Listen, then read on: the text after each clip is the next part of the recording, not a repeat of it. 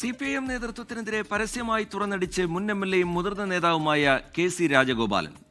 പത്തനംതിട്ട മെഴുവേലി പഞ്ചായത്തിലെ 8ാം വാർഡിൽ മത്സരിച്ച തനിക്ക് ഭൂരിപക്ഷം കുറയാൻ കാരണം ഏരിയ സെക്രട്ടറിയുടെ കഴിവുകേടാണെന്ന് രാജഗോപാൽ 24-നോട് പറഞ്ഞു. ആരോപണം വസ്തുതാവിരുദ്ധമാണെന്ന് ഏരിയ സെക്രട്ടറി TV സ്റ്റാലിൻ പ്രതികരിച്ചു.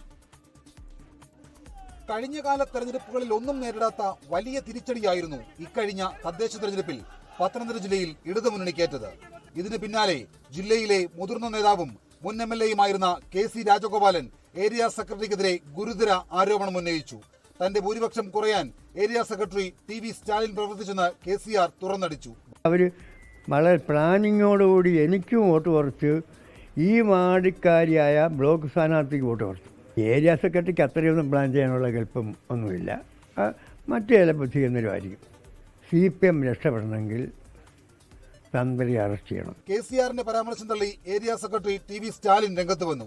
തനിക്ക് പറയാനുള്ളത് പാർട്ടി ഘടകത്തിൽ പറയും. പരസ്യമായിട്ട് പറയാൻ കഴിയത്തില്ല. അത് പാർട്ടിക്കുള്ളിൽ ഇത്തരം കാര്യങ്ങൾ ചർച്ച ചെയ്യും, പറയും.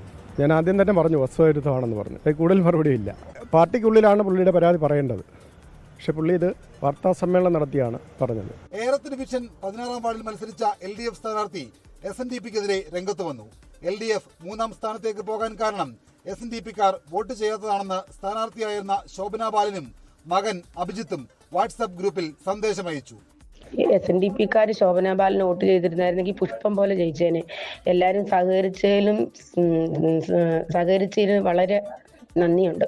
തെരഞ്ഞെടുപ്പിലെ തിരിച്ചടിക്ക് പിന്നാലെ പാർട്ടിക്കുള്ളിലുണ്ടായിട്ടുള്ള അസ്വാരസ്യങ്ങൾ പരിഹരിക്കാനുള്ള തീവ്ര ശ്രമത്തിലാണ് നേതൃത്വം.